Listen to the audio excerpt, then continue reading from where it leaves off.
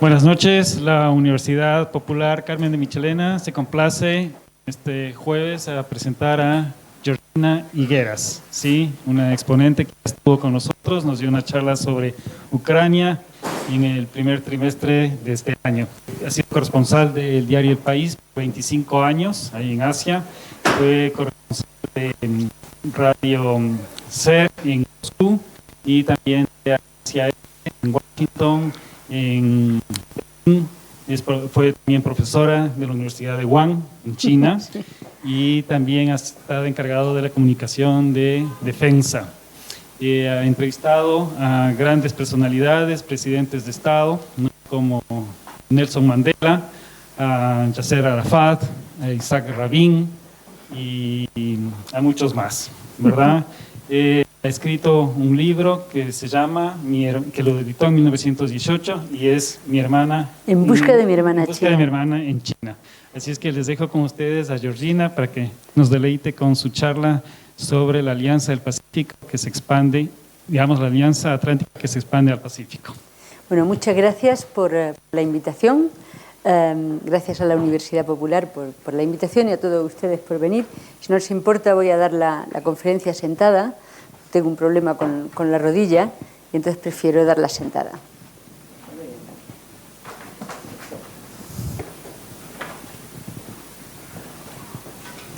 Solamente un pedido, por favor, que todos apaguemos nuestros móviles a efectos de que podamos disfrutar de la charla. Voy a apagarlo yo también porque si no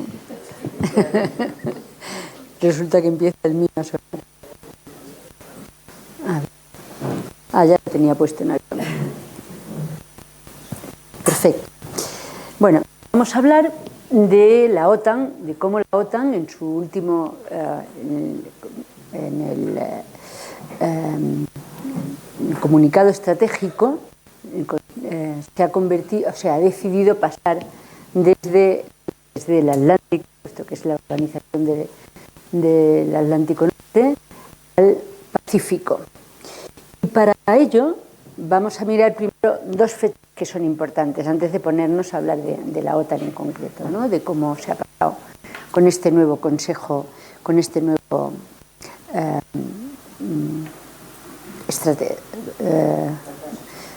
con el nuevo... vaya, no me sale la palabra. con el nuevo plan estratégico que han hecho, ¿no? Entonces, tenemos dos fechas que son importantes. Una es mayo de 2021 y en mayo de 2021 fue cuando se organiza la retirada de Afganistán. La OTAN está en Afganistán 20 años y se va de Afganistán dejando a Afganistán otra vez en manos de los talibanes y con el país absolutamente destruido y donde únicamente se han construido un montón de cuarteles militares, ¿no?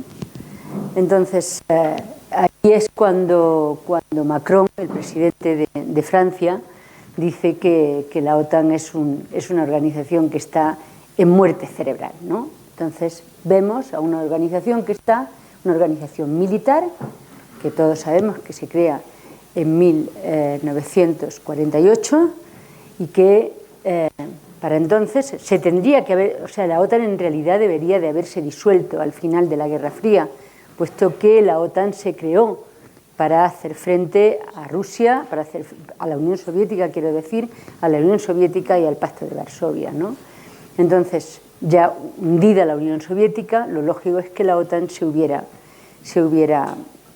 disuelto, pero en fin, no se disolvió y pues ha continuado haciendo distintas cosas, como por ejemplo la guerra de Afganistán. El caso es que de Afganistán salió muy mal, en muerte cerebral, según Macron, y de ahí llegamos a febrero de 2022.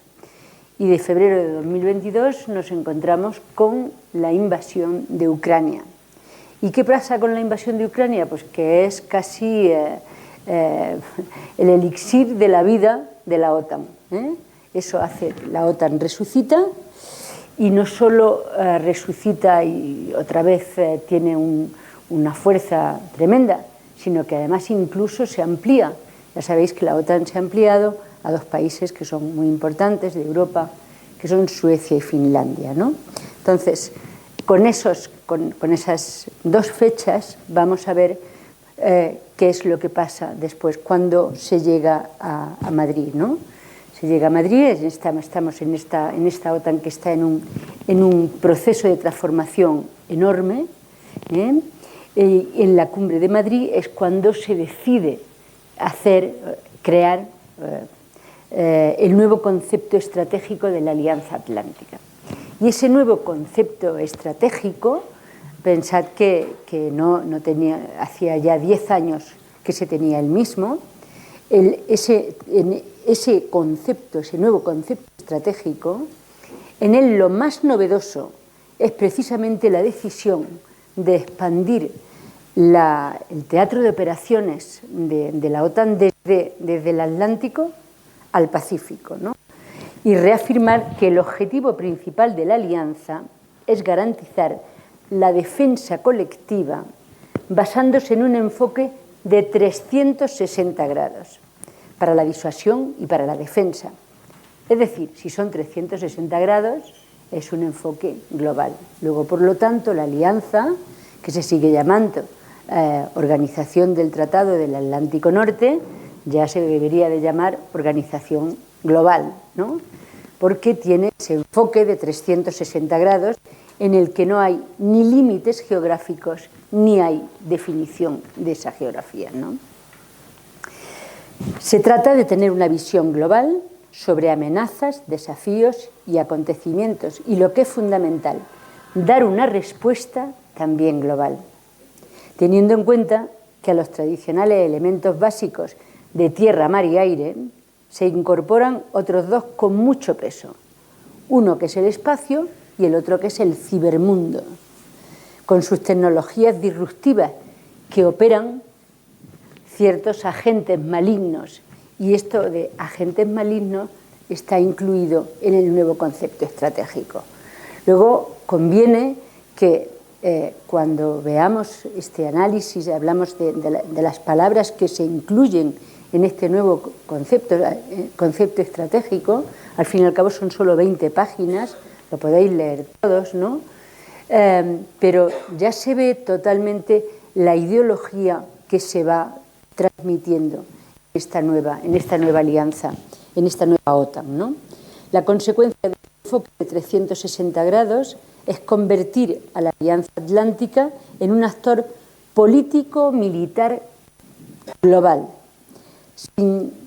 Aunque si miramos en detalle las 20 páginas del concepto estratégico, como os he dicho, vemos que hay una preocupación mucho mayor por asegurar las aguas del Indo-Pacífico que por asegurar las del Mediterráneo o las del Atlántico Sur, ¿eh? Entonces, ahí también nos vamos dando cuenta del poder que va tomando los países de Europa Central, del norte de Europa, del este de Europa, ¿no? Frente al flanco sur, en el que se incluye España. Pero tiene que quedar claro que el nuevo concepto estratégico que se hizo aquí en Madrid, o sea, se presentó aquí en Madrid y el gobierno estaba muy tranquilo y muy contento de que la OTAN hubiera defendido ese nuevo concepto estratégico desde la cumbre de Madrid. De igual manera, la cumbre de este año en Vilna es la capital de Lituania, se ha centrado en reforzar la disuasión y la defensa colectiva en Europa Central y del Este y en la adaptación de la alianza a sus deberes transatlánticos en un mundo crecientemente dominado por la hostilidad de Estados Unidos hacia China, con el único fin de mantener su hegemonía. Y esto, pues claro, ellos no dicen que la disuasión y que el mirar hacia el Pacífico es en parte por defender la hegemonía de Estados Unidos. Pero esto es, si hay una rivalidad, porque ahora mismo nos encontramos en la era, otra vez, de las rivalidades entre las grandes potencias, en esta era de la geopolítica otra vez, contraviniendo a Fukuyama, que después de cuando se hundió la Unión Soviética habló de que estábamos ya era el fin de la historia, ¿no? Bueno, pues la historia, como bien se decía, la historia se repite y el que no conoce la historia tiene el peligro de volver a repetirla, ¿no? Pues la historia se repite una y otra vez y ha vuelto esta lucha otra vez de poderes hegemónicos en el que evidentemente pues Estados Unidos no quiere que haya otro país que le haga sombra, y ese otro país es China. Evidentemente Rusia es en el texto, en el nuevo concepto estratégico, del que todo el tiempo vamos a ir hablando, para entender la nueva alianza vamos a ir hablando de ese nuevo concepto estratégico. Pues en ese texto Rusia es el enemigo por antonomasia, no solo por su brutal e injustificada invasión de Ucrania, sino porque la OTAN se creó para contener a Moscú, para contener a la Unión Soviética, ¿no? Y la barbarie del Kremlin la ha fortalecido. Esto es una contradicción tremenda, pero es lo que ha sucedido, ¿no? Vemos cómo la OTAN ha resucitado precisamente por la guerra de Ucrania. Por ello, hemos pasado del coma del que hablaba Macron a estar a que estemos casi todos los días comiendo con Jens Stoltenberg, ¿no? Con el secretario general de la Alianza, porque como está todo el día dando conferencias de prensa y todo el día sacando la Alianza para adelante y no deja de aparecer en televisión, pues entonces ahora tenemos el placer de comer todos los días con Stoltenberg. La OTAN tiene ahora una visión y tiene ahora sobre todo una misión, y su misión es debilitar a Rusia, según reconoció en abril el jefe del Pentágono, Lloyd Austin. ¿Os acordáis que en marzo del año pasado hubo un conato de acuerdo entre Rusia y Ucrania para poner fin a la guerra, que se negoció en Turquía, en el que participó el entonces primer ministro de Israel, que no era Netanyahu, era, bueno, no me acuerdo cómo se llamaba, pero estuvo un periodo muy corto, y entonces negociaron un acuerdo, un principio de acuerdo entre Ucrania y Rusia. Inmediatamente llegó Boris Johnson de Gran Bretaña, primer ministro entonces de Gran Bretaña, y le dijo a Zelensky, ¿no? Casi con el mismo énfasis que Churchill habló de Hitler, y le dijo que con el diablo no se negocia, ¿no? Entonces, pues después de la llegada de Boris Johnson fueron los ministros, el secretario del Pentágono y el secretario de Estado de Estados Unidos. Entonces, ellos dos, cuando fueron también a Kiev, y cuando salieron, Austin, el secretario del Pentágono, mencionó esto, que no se trataba solo de la guerra de Ucrania, sino que de lo que se trataba esta guerra, y lo estamos viendo, es de debilitar a Rusia. Y para esto, evidentemente, pues la OTAN está jugando un papel fundamental, ¿no? Y esto ha llevado a un incremento del gasto militar. En el año 2022 fue del 2,2%, que supuso que los 30 países se gastaron 1,52 billones de dólares, de los que 330.000 millones corresponden a lo que pagamos los aliados europeos y Canadá, y el resto lo puso Estados Unidos, ¿no? Por eso, como ellos ponen más dinero, pues evidentemente ellos mandan y nosotros obedecemos. Y en 2023 el aumento va a ser mucho mayor, porque todos los compromisos se hicieron para incrementar los gastos en defensa, y porque además se está dando mucho a Ucrania, y todo el material que se da a Ucrania es material ya usado, material ya probado, y ahora lo que hacemos es comprar material nuevo a Estados Unidos. La guerra de Ucrania ha revitalizado la OTAN, pero no ha cerrado la división entre el este y el oeste, ni entre el norte y el sur de la OTAN. Los países del Mediterráneo han intentado sin éxito, pese a que el nuevo concepto se hizo aquí en Madrid, que el flanco sur tuviera más relevancia. La relevancia se la ha llevado, sin embargo, el Pacífico.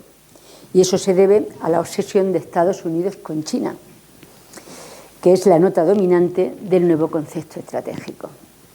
A la OTAN le ha llevado tiempo considerar a Pekín como un problema. De hecho, en realidad ya, aunque Bush habló de que China, pues había que contener a China y tal, fue en realidad Obama el presidente que dijo que había que contener a China, que China era, digamos, el punto más caliente de la política norteamericana. Y entonces ya sabéis que fue Obama, nada más tomar el poder, el que decidió cambiar su política, la política exterior de Estados Unidos, con aquella frase del pivot to Asia, ¿no?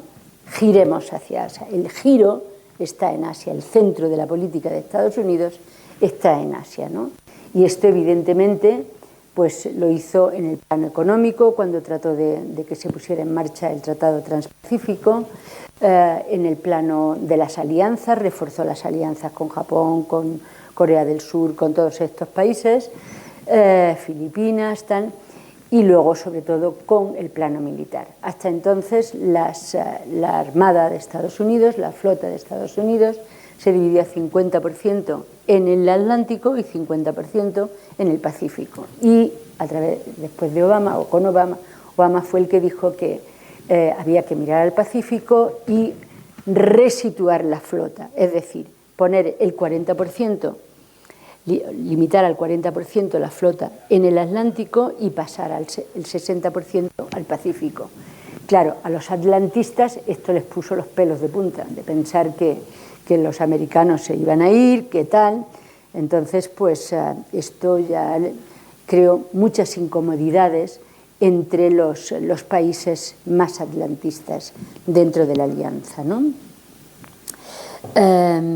Y así fue, hemos dicho que la alianza que se había mostrado, o sea, hasta entonces Estados Unidos solo le había dicho a la alianza que tenía que tener cuidado con China, precisamente por sus avances tecnológicos, pero la alianza solo tomó en cuenta el desafío de China con este nuevo concepto estratégico, ¿no?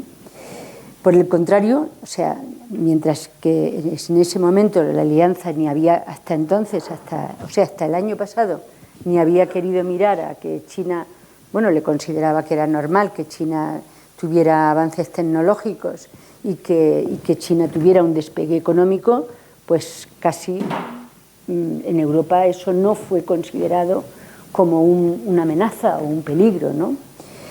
Pero a instancias, claro, de Estados Unidos y ya con esta obsesión de Biden, en el nuevo concepto estratégico los aliados califican a China de ser un desafío para los intereses, la seguridad y los valores de Occidente.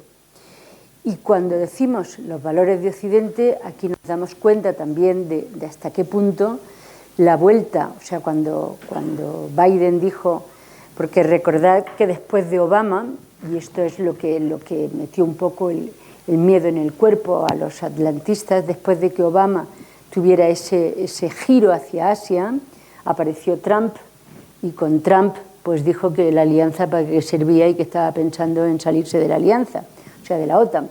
Y además pues tenía una política como mucho más proteccionista y no tenía ningún interés en los aliados. Y esto pues ya en Europa fue verdad. Si antes se le habían puesto los pelos como escarpias, pues ya con Trump fue tremendo, ¿no? Entonces cuando Biden llega y dice que America is back, o sea, estamos de vuelta, pues muchos atlantistas pues se consideraron felices porque ya tenían otra vez el apoyo de Estados Unidos y tenían a Estados Unidos guardándole las espaldas. Pero claro, con ese America is back y con ese miedo que habían cogido los europeos, todavía se hizo más patente el que Estados Unidos manda y que los europeos seguimos, ¿no?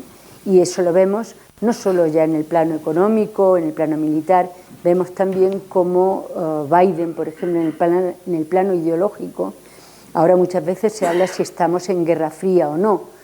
Los sistemas económicos, que eran la gran diferencia en la Guerra Fría, son iguales. Entonces, en ese sentido, no hay guerra fría.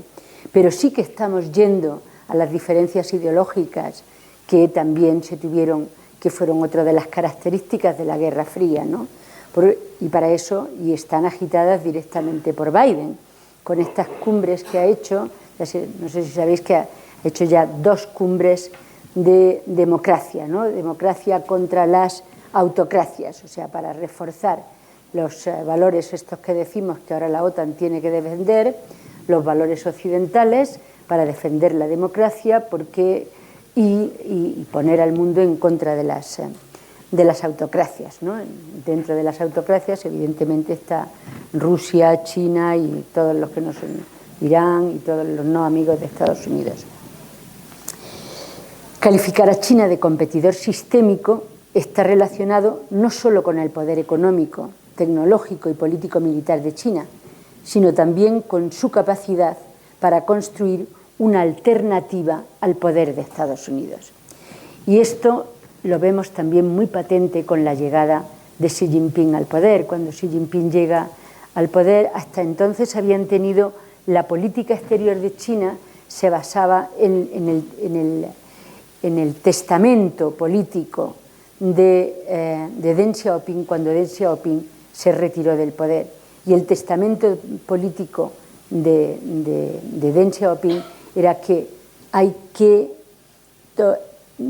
ser lo más prudentes posible en política internacional, que China lo que tenía que hacer era reforzarse, construir, modernizarse, desarrollarse al máximo, pero que tenía que guardar sus capacidades, que nadie se enterase hasta que China pudiera dar un paso hacia adelante. Y cuando Xi Jinping llegó al poder, él consideró que ese momento de mostrar las capacidades ya había llegado. Entonces la política, ya sabéis que Xi llegó al poder en noviembre de 2012, ¿no? Y a partir de ese momento, pues la tensión y la rivalidad entre Estados Unidos y China se hace muchísimo mayor. Y uno de los puntos que más irrita a Washington es precisamente la modernización del Ejército Popular de Liberación, cuyas capacidades para operar en otras regiones, incluso más allá de Asia-Pacífico, están aumentando cada año. De hecho, la Armada china es hoy mayor que la de Estados Unidos. La conforman una flota de 348 buques frente a los 293 del Pentágono, aunque también es cierto que la flota de China tiene mucho menos tonelaje que la de Estados Unidos, ¿no? La flota china tiene de momento solo 2 portaaviones, hay uno en construcción, pero de momento solo tiene 2 portaaviones, mientras que la de Estados Unidos tiene 11 portaaviones.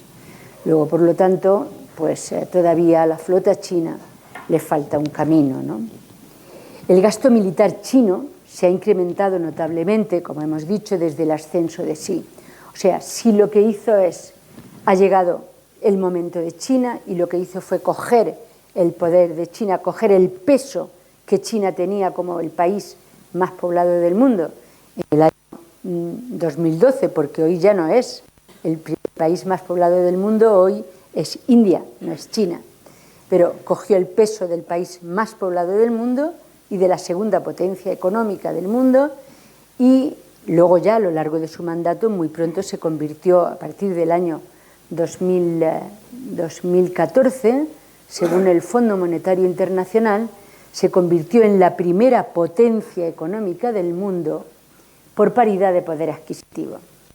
La paridad de poder adquisitivo es una forma de medir la economía que no se mide en dólares absolutos, es decir, en dólares comunes, porque tú con $1 no compras lo mismo en París que en Washington, que en Madrid, que en Yakarta, ¿no? O que en China. O sea, depende de los sitios, pues el dólar tiene un valor. Entonces, el Fondo Monetario Internacional y el Banco Mundial decidieron, para tener una mejor valoración de las economías, adaptar también, además de medir los PIB, que se miden en dólares constantes, también hacer esta medida del poder adquisitivo, ¿no? Entonces, China, por paridad de poder adquisitivo, es la primera potencia económica del mundo desde el año 2014. Bueno, el caso es que, según el SIPRI, que es el Instituto de Estocolmo de Investigación Internacional para la Paz, es el instituto más importante dedicado a la investigación de los presupuestos militares, de qué es lo que se hace, de cómo se puede negociar la paz, de cómo se gasta el dinero en los países en la defensa. En fin, es un instituto muy, muy prestigioso. Pues ya digo que según el SIPRI, en el año 2022, el presupuesto militar de Estados Unidos fue de 877.000 millones de dólares, o sea, cerca de 1 billón. El de China fue de 292.000 millones de dólares, es decir, 1/3 del de Estados Unidos. Pues evidentemente hay una diferencia enorme. Pero ojo, que si miramos la diferencia entre el de China y el siguiente, que es el de Rusia, también es 1/3 el de Rusia en comparación con el de China. Rusia, por eso, es un gigante con pies de barro. Rusia lo único que tiene es una gran potencia nuclear, pero económicamente tiene graves dificultades. El presupuesto militar de Rusia en el año 2022 fue de 86.400 millones de dólares, casi como el de India, que fueron 81.400, ¿no? Entonces, pues ya vemos el salto que hay enorme entre el primer presupuesto y el segundo, y entre el segundo y el tercero, ¿no? Eso es importante a la hora de ver cómo se distribuye el gasto y las potencias económicas que tienen también los distintos presupuestos militares, ¿no? Sí, además, ha emprendido una importante modernización del arsenal nuclear. Es la tercera potencia en cantidad de este armamento atómico, ¿no? Tiene 410 cabezas atómicas. Luego ya sabéis que esto no significa que todas ellas estén útiles. A lo mejor tienen pues la mitad ya listas para dispararse, ¿no? Pero en fin, de momento lo que tiene son 410 cabezas atómicas.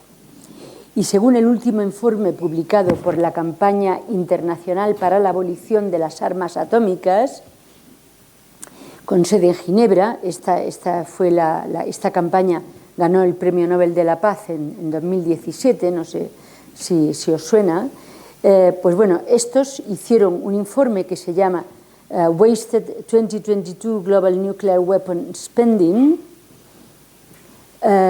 y dice que los 9 países con armas nucleares gastaron el año pasado solo en mantenerlas y modernizarlas,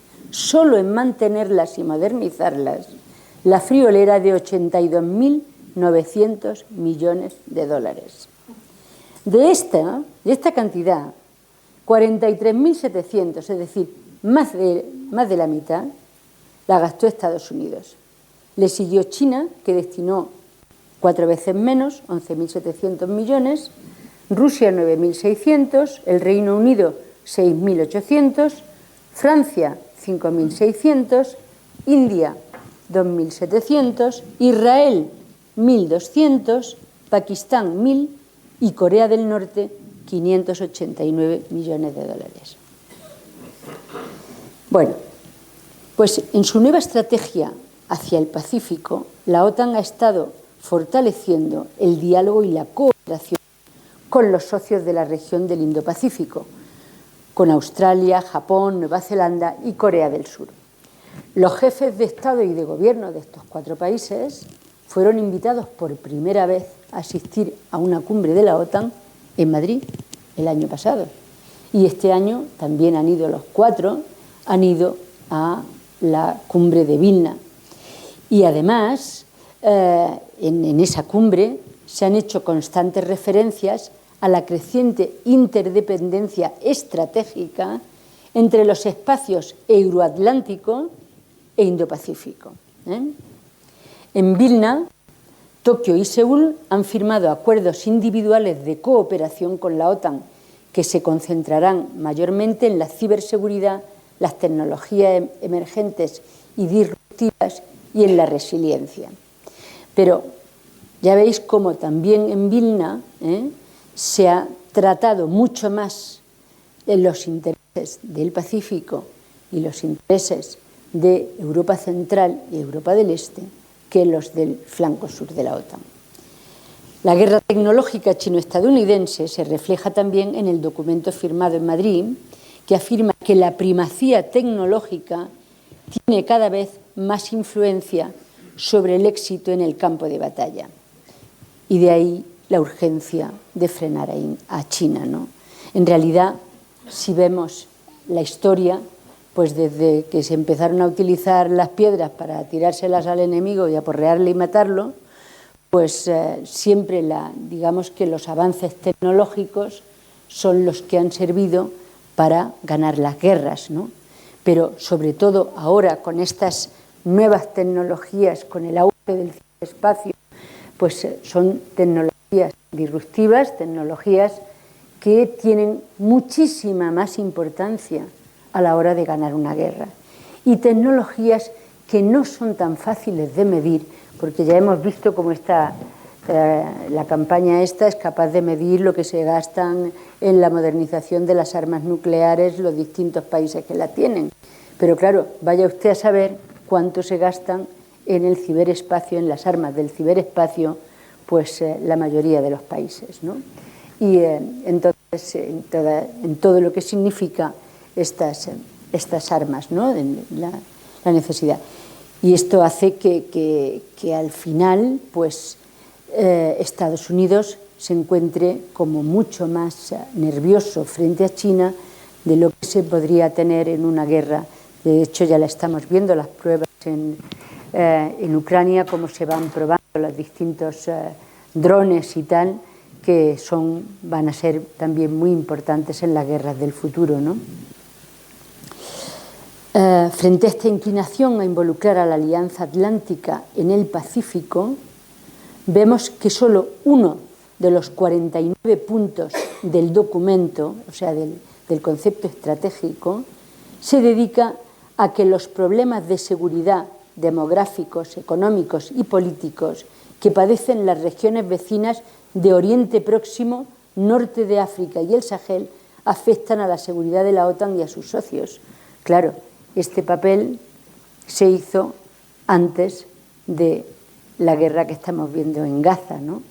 Porque ahora no sabemos si nos va a influenciar o no, si va a influenciar a la OTAN lo que se vaya a montar en Oriente Próximo. En fin, pese a la inestabilidad de Oriente Próximo, donde aún sangraba la herida de la guerra en Siria y la opresión de los palestinos, y a la frágil situación de un África subsahariana que empieza a redefinir su futuro al margen y a veces en contra de las antiguas potencias coloniales. Esto también lo hemos visto muy recientemente con los golpes de Estado que ha habido en Níger, en Burkina Faso, donde lo primero que se ha hecho es decirle a los franceses que se larguen, que ya está bien no solo del colonialismo, sino también del neocolonialismo, ¿no? Vamos viendo cómo el sur global cada día va tomando más poder, van cogiendo la fuerza, o sea, van sintiendo que tienen derecho a tomar el destino de su vida entre sus manos, ¿no? El nuevo concepto estratégico de la OTAN, publicado en España, minusvalora esas amenazas que atenazan a los países del flanco sur de la OTAN, incluida, por supuesto, España. Pero esto poco importa. El nuevo concepto estratégico se vuelca en el Pacífico y desdeña las eventuales amenazas que pudieran formarse en el Atlántico Sur, en el Mediterráneo. Recordemos que Biden, a espaldas de sus aliados, formó en septiembre de 2021 la alianza AUKUS. La alianza AUKUS es una alianza militar, también hecha en el Atlántico, formada entre A, de Australia, UK de Reino Unido y US de Estados Unidos, ¿no? Estos tres países formaron una alianza militar que tiene como objetivo China, ¿no? Entonces, esta, siendo como es el Reino Unido miembro de la Alianza Atlántica, ¿no? Y Estados Unidos, por supuesto, pues se callaron, no dijeron nada y formaron una alianza de la que el resto de los países de la OTAN no sabíamos nada. Y sobre todo fue un golpe enorme para Francia, que llevaba negociando con Australia la venta de 20 submarinos convencionales y que le dejaron colgado de pronto un contrato que llevaba negociando durante años, un contrato de 60.000 millones de euros. O sea que, porque Reino Unido y Estados Unidos decidieron que dotarían a Australia de submarinos nucleares, ¿no? Y entonces Australia pues prefirió los submarinos nucleares y estar en esta alianza. Luego, por lo tanto, ya vemos que, en fin, que con amigos como estos, pues no sé si nos convendría tener enemigos. La redefinición de las amenazas y los desafíos a la seguridad europea y global supondrá una serie de nuevas implicaciones en los diálogos y en las asociaciones, tanto en el Indo-Pacífico como con zonas colindantes con los territorios definidos en el artículo 6 del Tratado de Washington. Esto requerirá una profunda transformación de los planes de acción de las Fuerzas Armadas. El éxito actual de la OTAN responde al pánico, como ya hemos dicho, que se desató con el desdén de Trump, entre el miedo también que desató entre los viejos aliados, que de pronto se sintieron huérfanos del paraguas nuclear y sin un ejército propio, ¿no? Pensad que en Europa solo tienen fuerzas nucleares Francia y Reino Unido, ¿no? En fin, esto, como ya hemos dicho, venía también de Obama y su política del pivot to Asia y el cambio de las fuerzas desde 50-50 a 60-40. Biden utilizó el pánico desatado por Trump para reagrupar a los aliados y ponerlos firmes, porque sabe que para ganar un desafío sistémico, que es de lo que han acusado a China, como ha definido a China, necesita tener aliados, ¿no? Y necesita tener aliados que no le hagan preguntas, sino que obedezcan, que sigan lo que marca Estados Unidos. Ya sabéis que en la OTAN las decisiones se toman por unanimidad.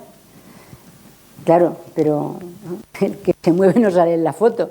Luego, por lo tanto, pues todo el mundo dice que sí a lo que se le manda. En el concepto estratégico, la Alianza Atlántica se configura en la práctica en un poder supranacional que marca la política exterior y de defensa, además de la alianza y asociaciones internacionales de sus miembros, según los criterios e intereses de la administración norteamericana. O sea, nos damos cuenta como cada una de los temas del concepto estratégico va reforzando el poder de Estados Unidos dentro de la Alianza Atlántica, ¿no? El seguidismo de Bruselas queda en evidencia en la brújula estratégica, que es el plan de acción aprobado en marzo de 2022. Bueno, se aprobó en marzo de 2022, que ya había comenzado la guerra de Ucrania, pero evidentemente el papel estaba preparado de antes, ¿no? Y este documento pretende reforzar la seguridad y la defensa europea, o sea, es un plan para reforzar la seguridad y la defensa europea de aquí a 2030, desde el año 2022 a 2030. El documento, que lo refrendaron los jefes de gobierno y de Estado de los 27, solo menciona una vez, al final del texto, la autonomía estratégica europea. Y, sin embargo, menciona a la OTAN 28 veces. Y eso que se había preparado antes de la invasión. Imaginaos si lo preparan después.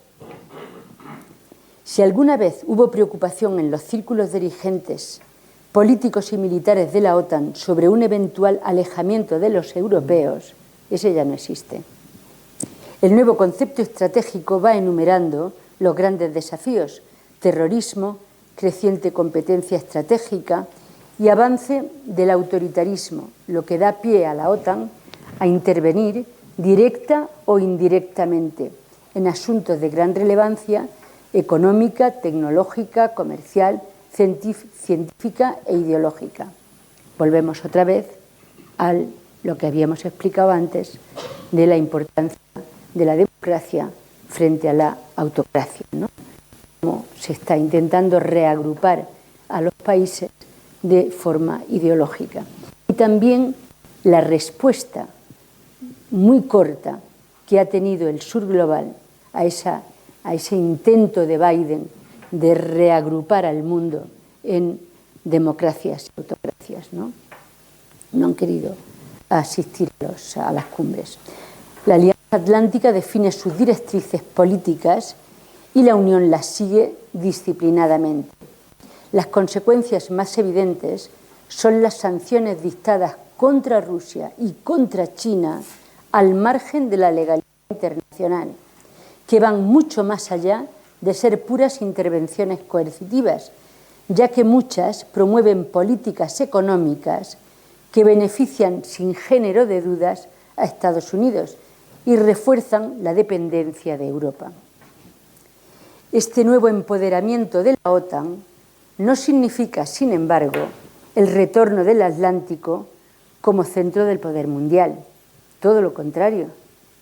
Como ya se ha dicho, el concepto estratégico adoptado en Madrid nos deja clara la deriva de las aguas atlánticas hacia el Pacífico. El texto dice: el Indo-Pacífico es importante para la OTAN, dado que los acontecimientos en esa región pueden afectar directamente a la seguridad euroatlántica. Pues anda que no está lejos del Pacífico para que nos llegue hasta aquí.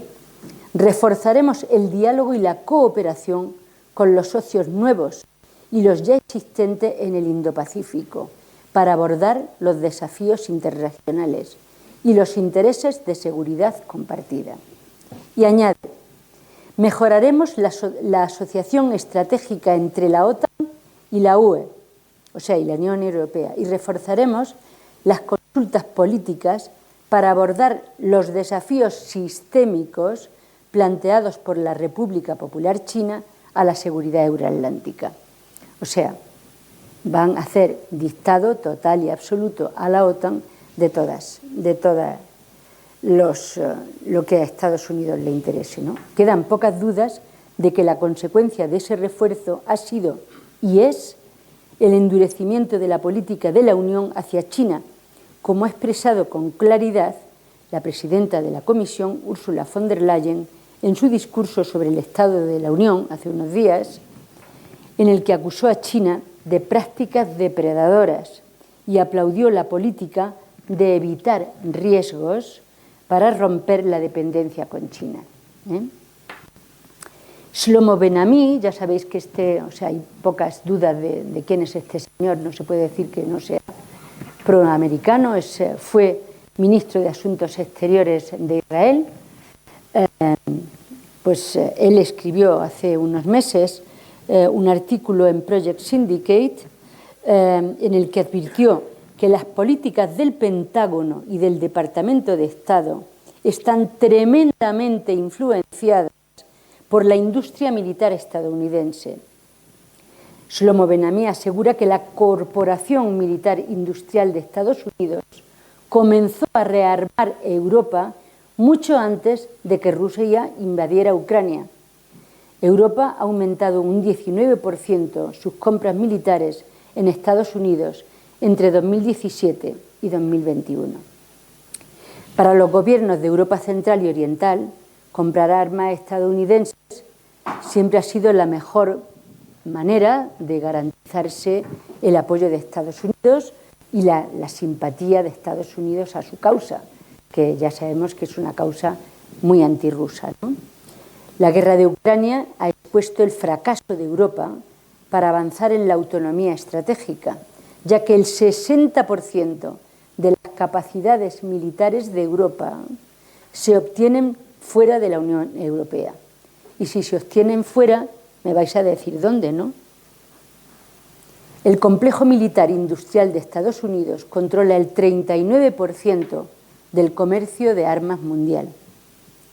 Con la caída del muro de Berlín, la mayor parte de Europa recortó drásticamente sus contribuciones de defensa.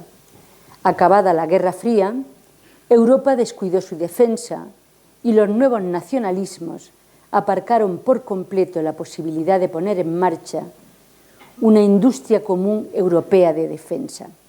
La consecuencia es que Estados Unidos manda y Europa obedece. O sea, no solo hay que decir que el culpable es Estados Unidos, los culpables también somos los europeos por no tomar en nuestras manos temas tan importantes como la defensa y dejar a otro que nos cuide. Esto es como darle al zorro el corral de las gallinas para que te lo cuide, ¿no? Con Helena Lagarda, investigadora del Instituto Merrick, que es el think tank, uno de los think tank más importantes de la Unión Europea. Este es alemán y sobre todo investiga todas las relaciones de la Unión Europea con China. La base del think tank Merrick está en Berlín. Afirma que la amenaza que China presenta para la OTAN no es una amenaza militar directa, por lo menos no ahora mismo. Pero sí es verdad que China tiene unas ambiciones globales geopolíticas y también en temas de defensa y económicos muy amplias, y está avanzando hacia ellas. Eso significa que la presencia y la influencia globales de China están aumentando y China se está acercando cada vez más a las fronteras de la OTAN. Pero lo que no dice es que el acercamiento de China, sobre todo, es un acercamiento comercial, es un acercamiento tecnológico. China, y además eso lo dice su principal estratega Sun Tzu, es absolutamente contraria a la guerra. China considera que una victoria después de una batalla no es una victoria de verdad, porque cuando tú recoges un país después de una batalla, te encuentras un país destruido, te encuentras todo hecho un erial. Entonces, la política de China es que lo que hay que hacer es evitar, o sea, utilizar el engaño, comprar la diplomacia, todo lo que sea, con tal de no librar una guerra y vencer al enemigo, siempre sin librar una guerra. Otro motivo de inquietud para la Alianza Atlántica es la estrecha relación entre China y Rusia. Sus líderes, Xi Jinping y Vladimir Putin, hacen alarde de su amistad sin límites. En febrero de 2022, coincidiendo con la inauguración de los Juegos Olímpicos y unas semanas antes de desatarse la guerra de Ucrania, expusieron en una declaración conjunta su visión estratégica del mundo. Para la OTAN, el deseo de Rusia y China de implantar un nuevo orden internacional supone una amenaza muy clara a las normas y los valores que defienden en general los países miembros de la Alianza y otras democracias liberales. Hay que destacar, sin embargo, que China no se ha involucrado en la guerra de Ucrania. Sigue defendiendo la integridad territorial de Ucrania y no apoya a Rusia dándole armas. Pekín culpa a la OTAN y a Estados Unidos de haber provocado la guerra y decretado sanciones ilegítimas. Teme que, como ha sucedido con Ucrania y Rusia, Estados Unidos utilice Taiwán para arrastrar a China a una guerra que no quiere. Pekín es cada día más receloso de la OTAN y ha incrementado sus críticas porque la ve como una herramienta que Estados Unidos puede utilizar para contener a China, al igual que el AUKUS o el Quad. El Quad es la estrategia del cuadrilátero en la que se incluyen India, Japón, Australia y Estados Unidos. Esto se creó al principio de este siglo, y se pensaba que era el germen de la OTAN del Pacífico, ¿no? Luego resultó que dos de los países, Japón y India, que son prácticamente, o sea, son vecinos de China, ¿no? Y han tenido ya guerras a lo largo del siglo XX con China, no quisieron formar parte de una alianza militar que fuese directamente contra China, ¿no? Y entonces eso se quedó medio dormido, el Quad se quedó medio dormido hasta que Trump lo revitalizó. Pero al revitalizarlo lo hicieron como una especie de 4 países, una asociación de 4 países que tiene también como objetivo frenar a China, pero en el campo tecnológico. O sea, no, evidentemente ya hemos dicho que la tecnología es fundamental para la guerra, pero aquí no hay planes militares como puede haber en el AUKUS o como puede tener la OTAN, ¿no? Entonces ese es el Quad. Según el portavoz de Exteriores chino, Wang Wenbin, aunque la OTAN ha dicho que no busca expandirse a otras regiones, en los últimos años ha entrado con frecuencia en las regiones de Asia y Pacífico, y algunos miembros de la alianza han enviado aviones y barcos de guerra a aguas adyacentes a China para maniobras militares, lo que crea tensiones y provoca conflictos. Del nuevo concepto estratégico se desprende que la administración norteamericana se prepara para un conflicto de larga duración cuyo objetivo es derrotar a China. La clave es construir una correlación de fuerzas económicas, tecnológicas y militares que la presionen y la contengan. Es en esta estrategia donde los aliados de la OTAN juegan un papel fundamental. La tensión entre China y la OTAN no va a mejorar en un futuro cercano. Bueno, el jurista italiano, este prestigioso jurista italiano Luigi Ferrajoli, propuso en un artículo que publicó en El País el 1 de octubre que la forma para acabar la tensión entre la OTAN y China, o entre la OTAN y Rusia, pues que lo mejor era que Rusia entrase en la OTAN. Pero eso lo veo bastante difícil, la verdad. Lo cierto es que vivimos en medio de un auge militarista, con una carrera armamentista brutal en Asia sobre todo, y en Europa ahora también, y dentro de nada, pues en África lo de la carrera armamentista rápidamente se contagia. Y la prioridad debería ser la vía diplomática para enfocar las nuevas realidades del mundo. Pero cuando el año que viene la OTAN celebre en Washington su 75 aniversario, lo hará desde una posición de unidad y de fuerza, lista para hacer frente a cualquier desafío en el Indo-Pacífico. Los países de la OTAN consideran a Rusia una amenaza por su comportamiento agresivo y contrario a las normas del derecho internacional, y por eso precisamente apoyan a Ucrania. Mañana pueden decir lo mismo de China, pero hoy no lo dicen de Israel, país que lleva medio siglo haciendo oídos sordos de las resoluciones de Naciones Unidas y saltándose a la torera el derecho internacional y el derecho humanitario. Gracias.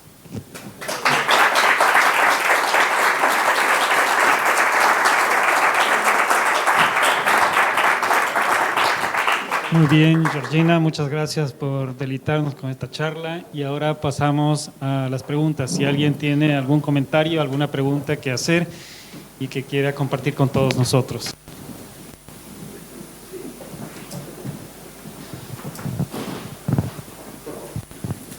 Pues muchas gracias, Georgina.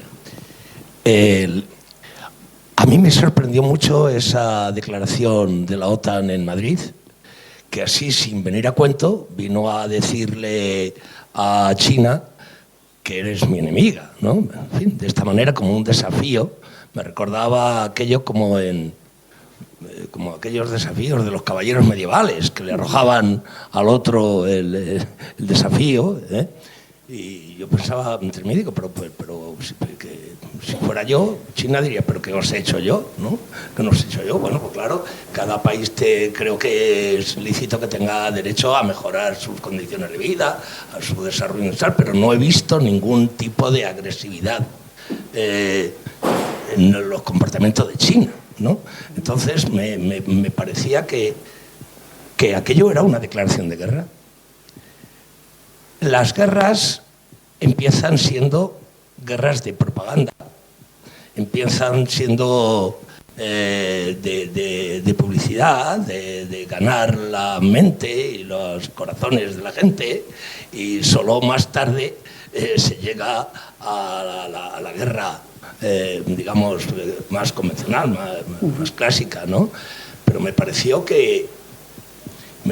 además que se dio muy poca importancia, además, al ser en Madrid, se dijo así, pero nadie sacó conclusiones ni en medios de comunicación, ni en declaraciones políticas de algún responsable político, digamos, que podría estar opuesto a esa deriva. Es decir, me pareció una pasividad de los españoles, de los europeos, en fin, pero claro, más directamente de los españoles, porque lo veíamos más cerca, ¿no? Que me dejó perplejo, ¿no? Y claro, teniendo en cuenta además que se ponía en primer lugar lo militar.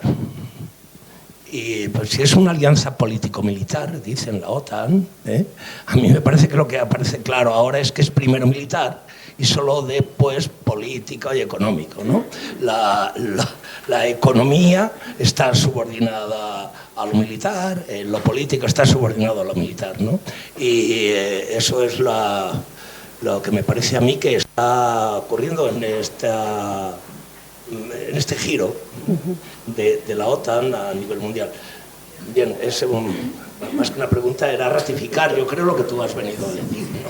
Sí, o sea, como eso mismo que dices, efectivamente primero hay que ir contando que China es malísima para cuando llegue el momento y decir, pues tenemos que ir a la guerra. O sea, China puede ser agresiva en sus técnicas económicas, pero no agresiva militarmente. Todavía el ejército norteamericano sigue siendo el que está más preparado del mundo, ¿no? Con enorme diferencia. Pero además es que China no es un país o sea, esa es la gran diferencia entre Oriente y Occidente, ¿no? Nosotros desde el Imperio Romano y incluso desde mucho antes hemos tenido siempre la intención de conquistar, de avanzar, de ganar territorio, de ir a la guerra, tenías esto y te ibas a la guerra para tener un poco más y otro poco más, ¿no?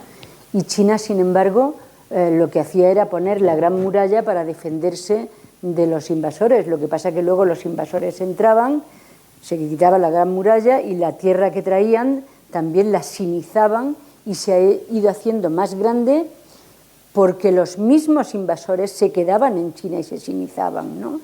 Entonces, China no ha sido un país que tenga y además lo vemos, ¿no? Vemos desde que se ha fundado la República Popular, han tenido dos conflictos, tres. El de la guerra de Corea, que en realidad no la inició China. La guerra de Corea, de pronto a Kim Il-sung se le ocurrió invadir el sur y China, claro, no tenía más remedio que acudir en apoyo de Corea del Norte, porque si no las tropas norteamericanas se le ponían en la frontera y tuvieron que acudir la Unión Soviética y China, que eran quienes apoyaban a Kim Il-sung, a una guerra que a China casi le costó 1 millón de personas, ¿no?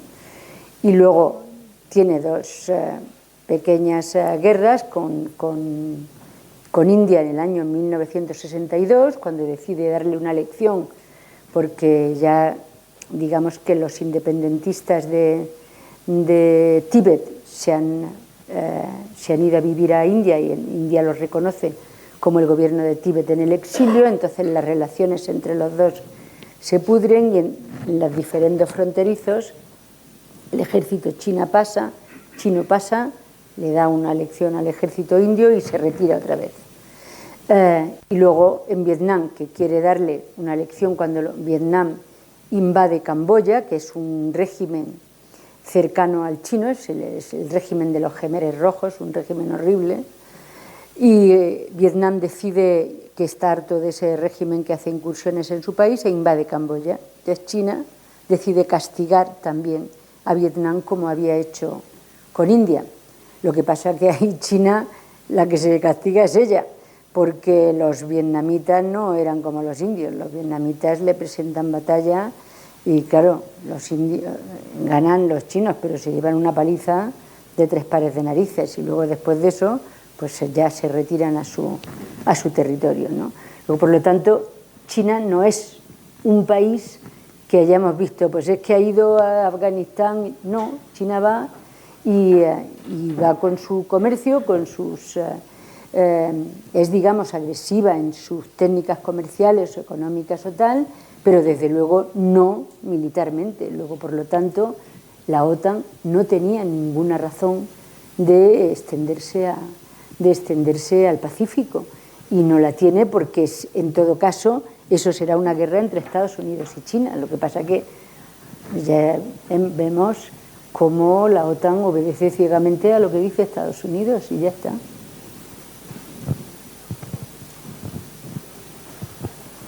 Hola, buenas tardes.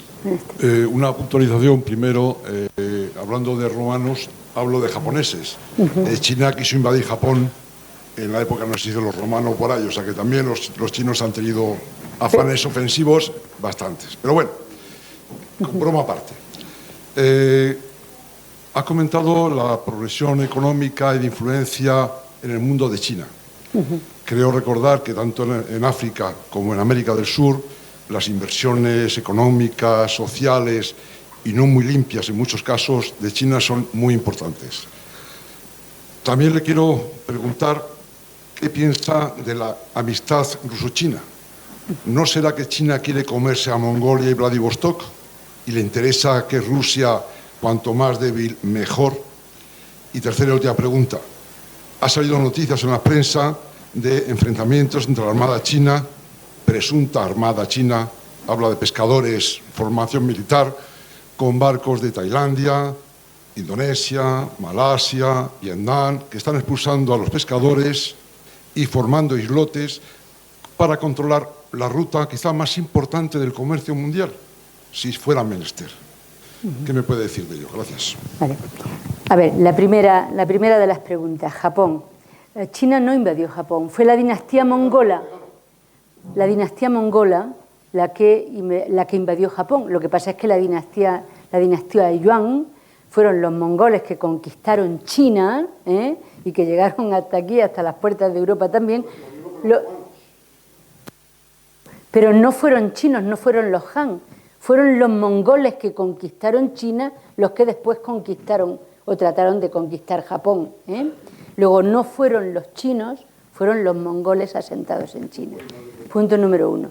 El que sí invadió China fue Japón. En el año 1931, primero invadió Manchuria y en el año 1937 lanzó la invasión total de China. Vale, eso una parte. La segunda pregunta, la relación China-Rusia. Pues la relación China-Rusia es un matrimonio de conveniencia. Ni China se fía de Rusia, ni Rusia se fía de China. Y efectivamente, China perdió por los tratados desiguales a partir del año 1839, cuando los británicos se dieron cuenta de que lo único que vendían a China era el opio, cuando China se opuso a la venta del opio y quemó el cargamento que traían los británicos mandaron a la flota y se hizo la primera guerra del opio. 1839-1842. Por eso ahora se habla del siglo de la humillación. Es el siglo largo que va de 1839, primera guerra del opio, a 1949, que es la fundación de la República Popular. A partir de ese momento se firman muchos tratados desiguales porque del árbol caído todos hacen leña, ¿no? Y la dinastía Qing era una dinastía muy débil. Entonces, muchos países, 8 potencias europeas y una japonesa, firmaron tratados desiguales, adueñándose de distintos territorios en China. Y el que firmó 2 tratados desiguales importantísimos fue la Rusia zarista, uno en 1858 y otro en 1860. Por esos 2 tratados desiguales, China perdió 1,5 millones de kilómetros cuadrados, en los que después Rusia construyó precisamente la ciudad de Vladivostok, que es donde está la flota del Pacífico. Luego, por lo tanto, a Rusia, y usted tiene razón, se le ponen los pelos como escarpias cuando mira a China y piensa que el poderío de China puede ser que algún día vaya y se coma la ciudad de Vladivostok, porque en el fondo todo ese territorio es suyo. Pero a China, y en eso está usted equivocado, no le interesa de ninguna de las maneras debilitar a Rusia. ¿Por qué? Porque si China tiene un enfrentamiento con Estados Unidos, quien le va a guardar las espaldas es Rusia. Rusia para China ahora mismo es muy importante.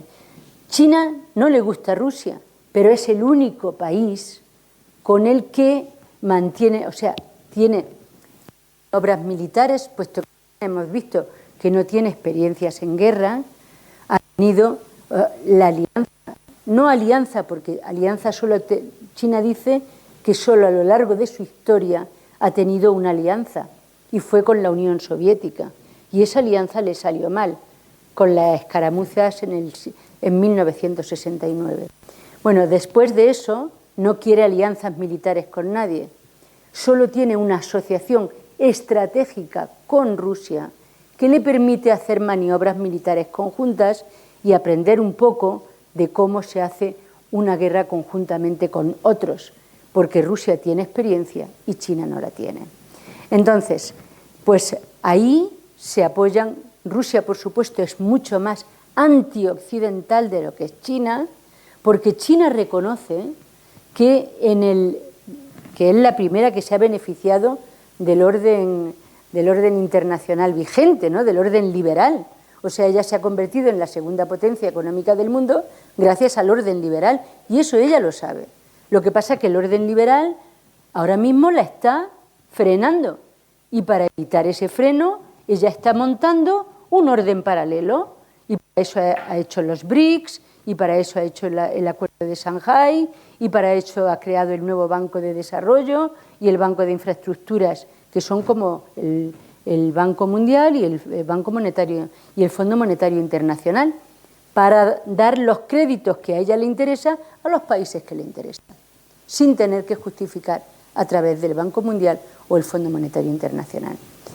Y la tercera pregunta que dice usted en cuanto a África y a América Latina, efectivamente ya les he dicho que China puede tener una política muy agresiva, económica y comercial.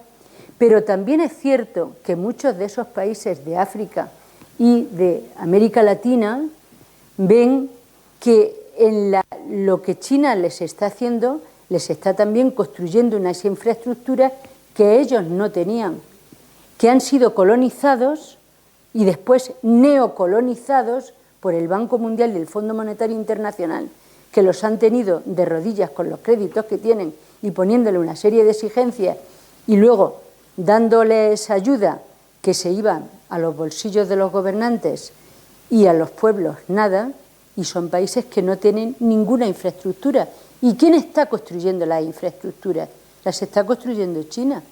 Y usted me dirá, pero es que le interesa para llevarse los recursos naturales. Efectivamente, China lo que está haciendo es, China no tiene recursos naturales y está llevando recursos naturales y pagando por ello. Yo no creo... Perdón, tiene que ser con el micrófono. La tercera pregunta no me ha respondido, es el tema de los enfrentamientos que está habiendo en las islas. Sí, perdón, en el Mar del Sur de China. En el Mar del Sur de China, el 80% de las aguas, el Mar del Sur de China es tan importante como para nosotros el Mediterráneo. Es el mar, o sea, en realidad cuando Colón se fue a buscar las especias y tal, iba buscando el mar del sur de China, porque o sea, iba buscando las islas de las especias, las islas Célebes, toda la parte esa de Indonesia, tal. Entonces, en el mar del sur de China, antes las especias se creaban en estas islas y en India y en tal, en toda esa parte, y luego, como los barcos eran muy pequeños,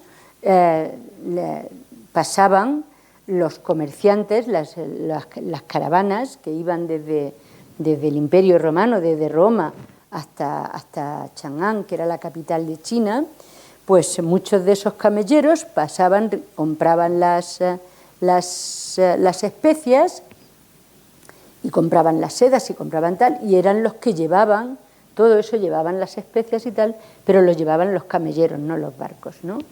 Entonces, el mar del sur de China, ya digo que es fundamental. Y ahí, o sea, China reclama el 80% de esas aguas y hay una serie de países que dicen que ellos también tienen, o sea, que tienen diferencias fronterizas con respecto al mar. Esos países son Filipinas, Vietnam, Malasia, Brunei e Indonesia. ¿Por qué Indonesia? Pero Indonesia no tiene islas. Indonesia es simplemente que el mar de Natuna, parte de las aguas del mar de Natuna, según Indonesia, están también en el mar del sur de China. Entonces, ¿con quién tiene enfrentamientos China en estos que no son enfrentamientos? O sea, son, pues, de vez en cuando China lo que está haciendo es como... Es que no tenemos un mapa. Yo normalmente siempre pongo mapas cuando quiero explicar unas cosas. Vamos a hablar de eso. Bueno, el estrecho de Malaca, el 70% del comercio, tanto de importación como de exportación de China. Y el estrecho de Malaca tiene puntos muy, muy estrechos y además muy poco profundos. Luego, por lo tanto, es muy fácil que ese estrecho... si tú quieres cortarle a China el suministro del petróleo y asfixiarla, pues no tienen nada más que meter un poco de unos cuantos barcos y unas cuantas bombas en el estrecho y se acabó. Cierras el estrecho, bloqueas el estrecho y ya está. Entonces China lo que está haciendo es en las islas Spratly, que las reclama Filipinas, está construyendo en los atolones, está construyendo islas artificiales. Y en esas islas artificiales están militarizadas, o sea, hay depósitos de combustible, hay una central nuclear de utilización civil, hay pistas de aterrizaje y tal, y son las que están más cercanas al estrecho de Malaca, por si eso sucede, ¿no? Y ahí los enfrentamientos, los pequeños enfrentamientos que se organizan, afortunadamente de momento pequeños, son por los pesqueros. Los pesqueros tienen choques con los barcos chinos, unas veces son pesqueros y otras veces son la guardia de fronteras de China, ¿no? Entonces tienen bastantes enfrentamientos. Y sobre todo tienen enfrentamientos porque Estados Unidos apoya las reivindicaciones de esos países, ¿no? Y lo apoya diciendo que él defiende el derecho a la libre navegación. Y claro, pues la libre navegación es difícil cuando las aguas son tuyas y como China reclama el 80% de esas aguas, pues entonces es ese enfrentamiento. Pero si hubiera un enfrentamiento entre China y Estados Unidos, yo creo que no sería en el mar del sur de China, sería en el mar del este, es decir, sería por Taiwán. Bien, la siguiente pregunta en orden de solicitud. Hola, buenas tardes. Muchas gracias por la conferencia, me ha parecido muy interesante y quería hacer unas pequeñas matizaciones. Al inicio de la conferencia has dicho que la OTAN se crea para defenderse contra Rusia y, en principio, el Pacto de Varsovia. Pero el Pacto de Varsovia no se crea hasta el año 1955, es decir, que no puede ser así. Bueno, pero quiero decir, o sea, en un primer momento es para defenderse de la Unión Soviética y luego después del Pacto de Varsovia, claro, cuando se crea, si todavía no se ha creado. Es un pequeño matiz. Sí. Vamos. Otra cuestión es que te has dejado la invasión del Tíbet. Es decir, como invasión china, ¿no? Yo creo que no lo has comentado, ¿no? Como, o sí. Yo creo que no, has hablado un poco No, de no he hablado conflicto con de... India posterior, pero China previamente había invadido Tíbet, es otro conflicto, sería el cuarto de No, vamos a ver, China no invadió Tíbet. Tíbet era un reino tributario de China. O sea, Tíbet, cuando un Dalai Lama, desde el siglo XVI o así, un Dalai Lama se nombraba un Dalai Lama, pues iban, se lo presentaban al emperador, luego todos los años iban y le llevaban al emperador un tributo y vivían pues los dos reinos juntos, pero Tíbet era un reino tributario del emperador chino. Tíbet ha sido desde el siglo XV un reino tributario. Entonces, ¿qué pasa después con Tíbet? Tíbet reduce mucho la población y reduce su extensión porque la nueva secta que se crea en el siglo XV, que es la secta de los sombreros amarillos o no sé qué, que son los que están ahora, el Dalai Lama y tal, pues estos imponen el celibato en los monasterios. Antes en los monasterios los monasterios era todo el mundo se acababan las monjas con los curas y los curas con las monjas. Pero luego después, al imponer el celibato en los monasterios, como la mayoría de la población vivía en monasterios, se redujo enormemente la población de Tíbet. Entonces la población de Tíbet se retira a la zona más importante, que es lo que hoy en día llamamos Tíbet. Antes llegaban hasta la provincia de Chengdu, en China, y entonces China, cuando el gobierno de Mao toma el poder, o sea, gana al gobierno nacionalista en el año 49, pacta la inserción de Tíbet en la República Popular. El Dalai Lama y el gobierno de Mao sellan los documentos que sea en el año, me parece que es el año 50 o el año 51, no estoy segura si es el 50 o el 51. Pero ¿qué pasa? Que luego hay una guerra entre Estados Unidos y China en Corea, que va del 50 al 53. Y ahí se agudizan Estados Unidos lo que pretende es debilitar al gobierno de China, alentando la independencia de Tíbet.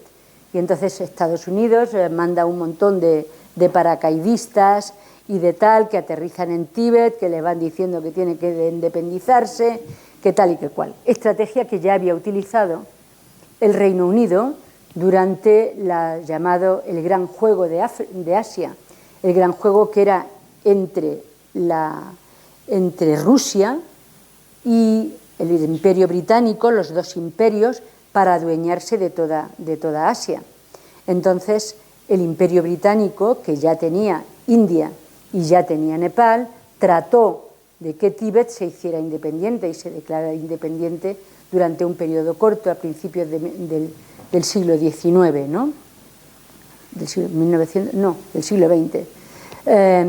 Entonces, pues, lo que pasa es que alientan esa independencia y además en China ya empieza la barbarie de la locura de Mao con el gran salto adelante y ese tipo de cosas.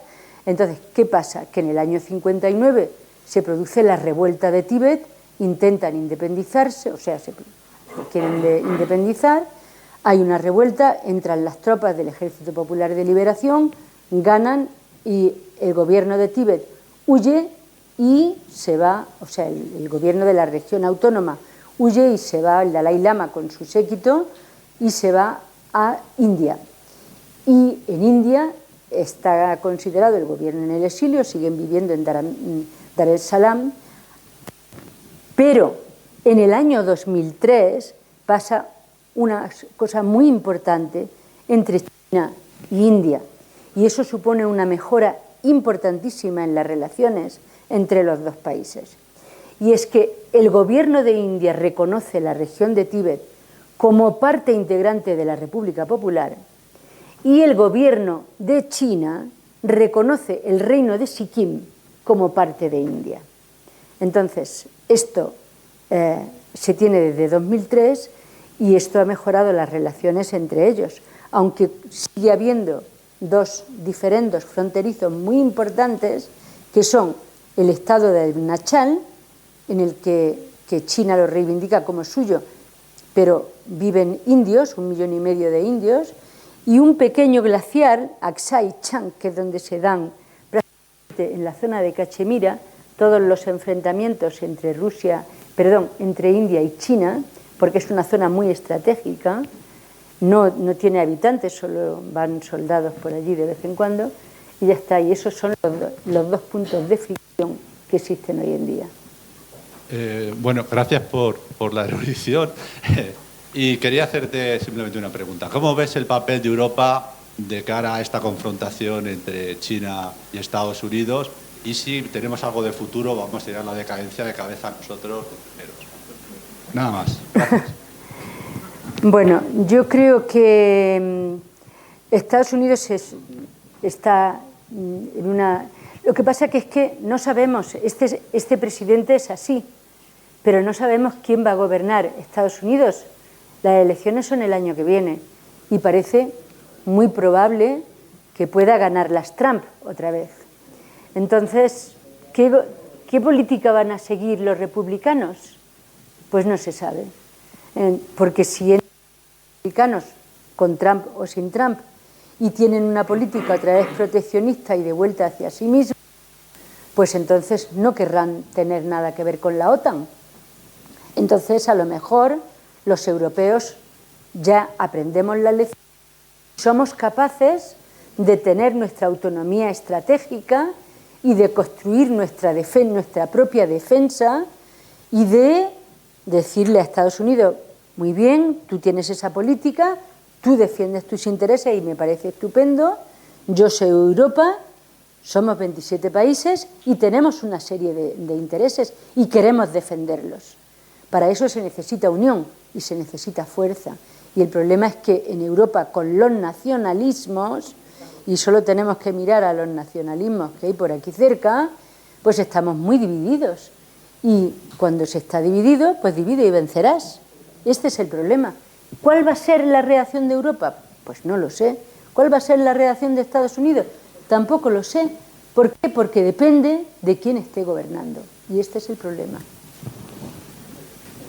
Quisiera creer que al final algún día vamos a tener una autonomía estratégica, pero sí, llevamos mal camino. Sí, muchísimas gracias por la conferencia. Me permito volver ligerísimamente atrás, concretamente a Ucrania. Lo que se conoce, al menos una parte, de golpe de Estado del Maidán, que dio lugar al levantamiento del Lugansk y Donetsk, acabó en Minsk, en Bielorrusia. Eran 4 partes las que se convocaban allí. Es desde 2014 exactamente, los acuerdos de Minsk. Empezaron, estuvieron mareando la perdiz durante bastantes años y últimamente ha sido Angela Merkel la que ha reconocido que lo que estaban haciendo es ganar tiempo para que Ucrania fuera reforzada militarmente por la OTAN. O sea, que estaba mareando la perdiz. Eso lo ha reconocido Angela Merkel, sí, sí, que fue canciller de Alemania, ¿no? Bien, Putin, si no recuerdo mal, lo que quería por encima de todo era firmar una arquitectura de seguridad. ¿Por qué? Pues sencillamente porque la OTAN, a raíz de la implosión de la Unión Soviética, empezó a fichar países exsoviéticos y empezó a avanzar guarniciones militares hasta la frontera con Rusia. Y sencillamente lo que quería era que se firmara un pacto de no agresión, sencillamente, cosa que Estados Unidos dijo que nada más de la China. Creo que es eso. Eso lo que obligó a Rusia es a volcarse en China, como bien ha dicho usted, porque era el único aliado, sobre todo cuando tenía que soportar un cerco económico brutal y comercial que dio lugar, entre otras cosas, a que le embargaran todas las reservas de divisas que tenía en el exterior, 350.000 millones de dólares que tenía Rusia en el exterior fueron embargados. Bien, digo esto como introducción porque el gran pagano, y eso lo estamos viendo y lo vamos a seguir viendo, es Europa. Europa, como bien ha apuntado usted, tiene ahora mismo como proveedor principal al complejo militar industrial norteamericano y cada día más. Bien, dicho esto, y como la conferencia va del Pacífico y no tanto de la Europa central, la pregunta o la reflexión que yo hago es que, aparte de las guerras proxy por delegación que estamos viendo en África, esperemos que en América Latina no, lo que estamos viendo es que China ha sido el que ha ganado en la política de libre comercio, en el comercio liberal que usted apuntaba, ¿no? Sencillamente el alumno aventajó al maestro porque supo captar exactamente toda la distribución de mercancías a mejor precio. Y tecnológicamente está quizá inferior todavía, pero con la progresión que tiene posiblemente incluso supere a Estados Unidos, al menos en algunos rubros, ¿no? La pregunta, y perdón por toda introducción tan larga, la pregunta es, usted apuntaba que no se sabe quién va a ganar allí en Estados Unidos el año próximo. Yo creo que, mi opinión es que gane quien gane, el complejo, los intereses corporativos de Estados Unidos van a estar ahí y van a seguir estando, Trump o esté quien sea. Los intereses son los intereses, eso está claro. Y yo creo que lo que se dilucida aquí, igual que la pugna entre la Unión Soviética y el mundo occidental, es una guerra, al final, ¿quién consigue ganar la guerra de la economía? ¿Quién soporta a medio y largo plazo la pulsión, la tensión que hay y que va a haber? Porque realmente el mundo se está dividiendo, se ha polarizado y van a ser los que consigan enamorar, entre comillas, al sur global, los que se lleven el gato al agua. O sea, que al final la guerra la va a ganar el que consiga optimizar o conseguir mejores rendimientos económicos proyectados sobre la población. Esa es la reflexión y la pregunta que le hago a usted. Si no, al final hay un componente económico en todo, a largo plazo. Sí, hay un componente económico, pero cuando no se tiene, cuando se ve que se está perdiendo ese componente económico, y hoy en día, evidentemente, China, ya hemos dicho que es una potencia comercial y es una potencia económica por paridad de poder adquisitivo mayor que Estados Unidos, pero comercialmente tienen, o sea, solo en la ruta de la seda hay más de 130 países. Hoy en día China es la primera potencia comercial en más de 150 países. O sea, eso ya lo tienen ganado. Entonces, ¿cómo puede frenar? Y en esa es en lo que está Estados Unidos. Si no la puedo ganar económicamente, la voy a ganar militarmente. En esto está la cosa. Entonces, ese es el temor que China tiene, que Estados Unidos utilice Taiwán, y eso es una línea roja, de la misma manera que Ucrania era una línea roja para Rusia. Rusia advirtió muchas veces, nunca consentiría que Ucrania entrase en la OTAN, y pese a eso, a partir de que lo decidió Bush en el año 2008, han seguido RQR, entonces, pues lo mismo puede pasar con Taiwán. Si Taiwán decide que se independiza, o sea, en Taiwán hay elecciones en enero próximo. Ahora mismo el partido que está gobernando es un partido independentista, por eso las malas relaciones que hay entre Taiwán y el continente, ¿no? Entre Taiwán y China. Parecía que iba a ganar en las elecciones locales, ha ganado el Kuomintang, que es el partido nacionalista, que es el partido que gobernaba en China, contra el que luchó el partido comunista entre 1945 y 1949, pero que es un partido que tiene las cosas muy claras, tan claras como la tiene el comunista.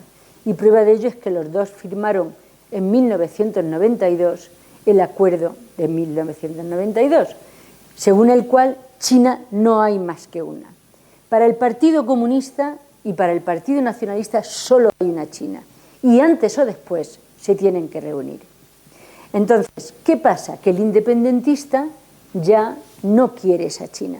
El independentista quiere que sea Taiwán. Entonces, si Taiwán, si ganan las elecciones el partido independentista? Pues hay bastantes posibilidades de que Estados Unidos juegue la carta de Taiwán, ¿no? Es muy fácil, de hecho hay mucha gente en Estados Unidos y hay páginas web como The National Interest y tal, en que hablan de que cuanto antes sea la guerra entre Estados Unidos y China, mejor para Estados Unidos, porque pilla a Estados Unidos más preparado de lo que está China, ¿no? Entonces, pues este es el problema. El problema es que Estados Unidos ya se da cuenta que económicamente y comercialmente no puede competir con China, porque China le va ganando terreno y China tiene a todo el sur detrás. China vende más barato, China tiene a lo mejor una tecnología no tan avanzada como la de Estados Unidos, que se adapta mejor al sur global. Entonces, claro, este es un problema, y como es lo que quiere Estados Unidos, lo que quiere es mantener la supremacía total sobre el globo que le dio el hundimiento de la Unión Soviética, pues claro, se ha encontrado de pronto con un país al que Estados Unidos ayudó en su economía, también se ayudó a sí mismo, porque en realidad en el mundo occidental no ha habido inflación gracias a que todas las fábricas se deslocalizaron y se llevaron a China, y entonces todo ha sido mucho más barato. Entonces ahora las fábricas están saliendo y se están deslocalizando y siendo en otro sitio, pero también están subiendo la inflación, ¿no? Entonces, este es el problema. Si me permite, seguro que conoce... Un ratito, por favor, porque después no se graba, ¿sabes? Y sales en el anonimato. Seguro que conoce lo que se conoce por trampa de Tucídides. Claro. La pregunta es si, recordando al escritor, la guerra es inevitable, o sea, que es crónica de una guerra anunciada, porque un imperio que se está deshaciendo, que recurre a trampas, a robos y todo esto, y no se deja pisar, y otro es emergente y está ganando cuota, al final el imperio que se deshace se cabrea y monta el pollo, vamos, hablando claro. Así llanamente. Sí, o sea, yo siempre pongo el ejemplo de que al mismo tiempo que Tucídides era historiador y era general del ejército griego, había también en China otro general, que también fue el que después escribió El arte de la guerra, ¿no? Sun Tzu. Entonces, pones a Sun Tzu por un lado y a Tucídides por otro. Y ahí ves la mentalidad de Oriente y de Occidente, ¿no?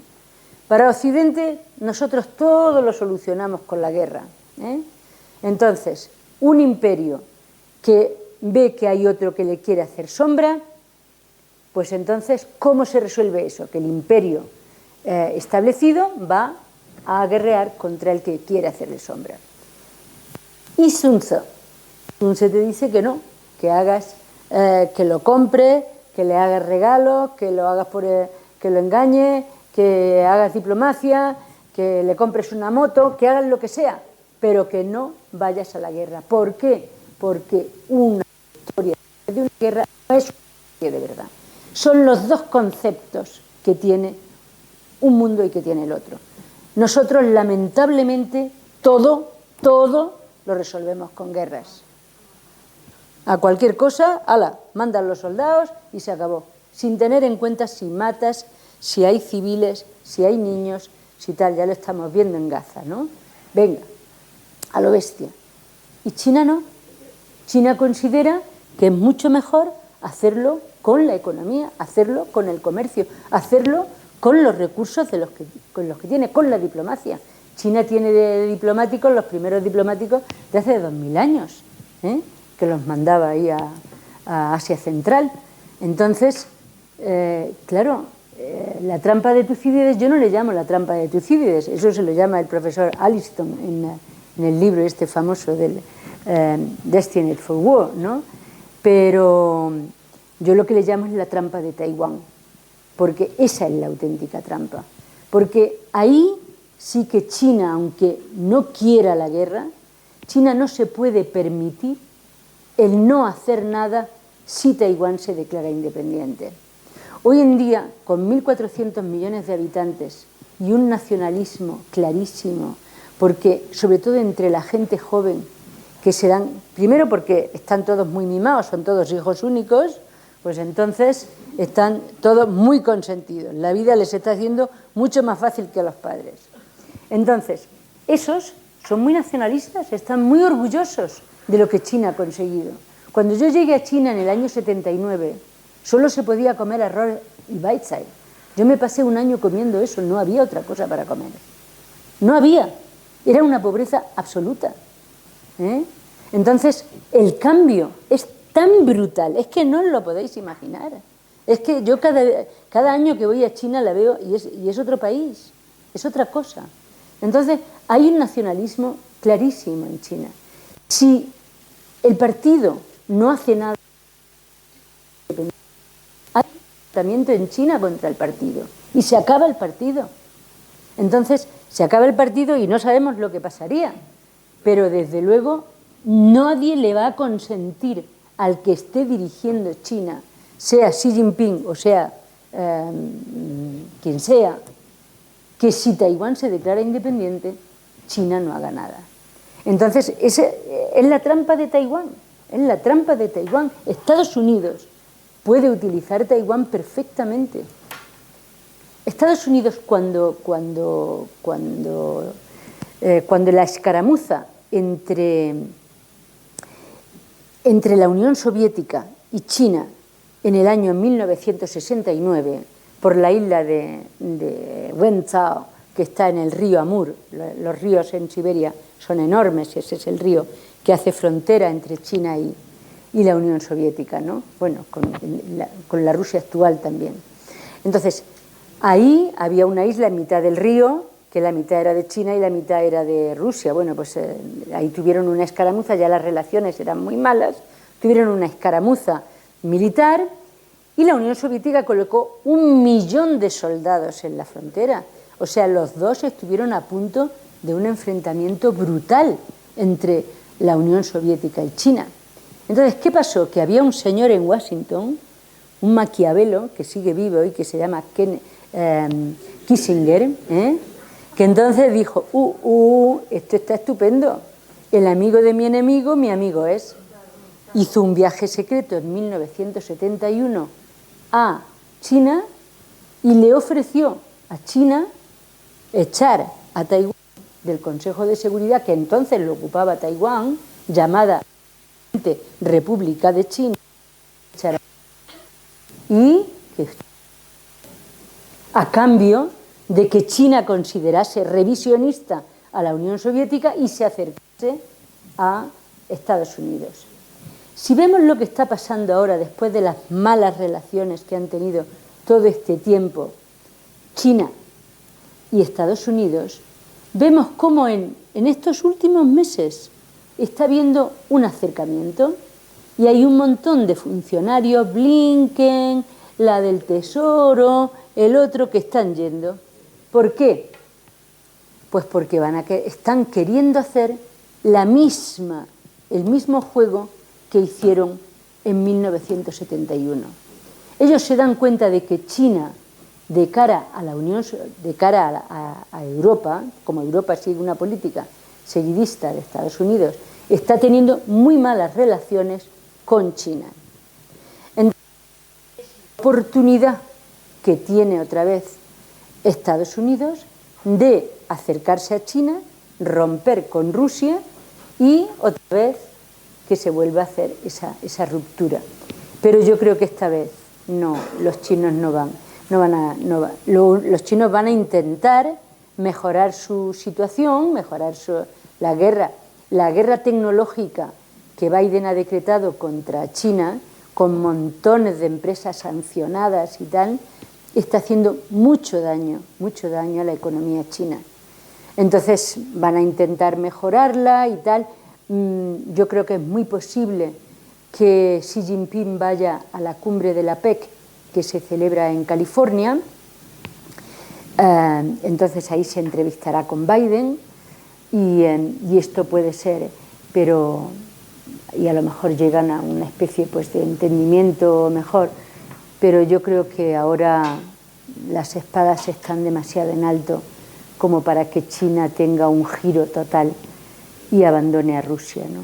Yo creo que eso ya no es posible.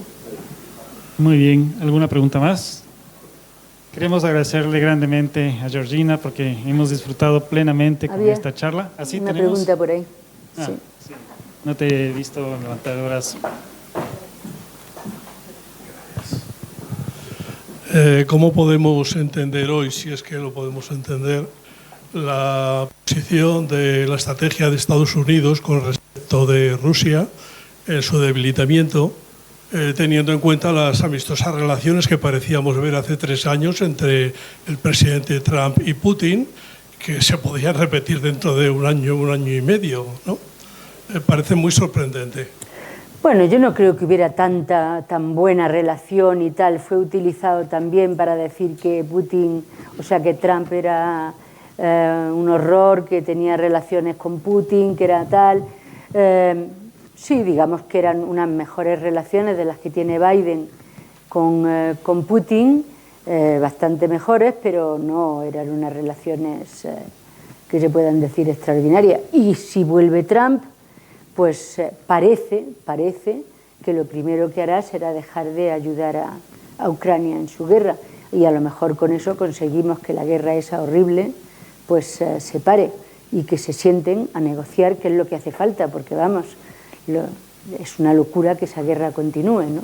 Hace falta ponerle un freno, y lo que debería de hacer toda Europa no es estar ayudando con armas a Ucrania, sino forzando una negociación y poniendo a todos los diplomáticos que tiene ahí a negociar y a trabajar por conseguir un alto el fuego y por parar una guerra. Es que en una guerra muere mucha gente. Entonces, no sé cómo nos parece estupendo esto de estar mandando armas y haciendo guerras, ¿no? Yo creo que ya en el siglo XXI en el que estamos, yo creo que ya somos mayorcitos como para seguir apoyando las guerras, ¿no? Yo creo que podríamos tener conciencia de que no se deben de apoyar las guerras.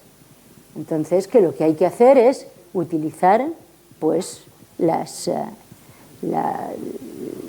armas diplomáticas, que para eso están, de utilizar a los diplomáticos, pero sin embargo estamos otra vez en una era geopolítica en el que lo importante es pues el enfrentamiento militar. Bien, muchas gracias, Georgina. Esta muestra de erudición pues nos ha sorprendido a todos y hemos disfrutado plenamente. Un Muchas aplauso. gracias.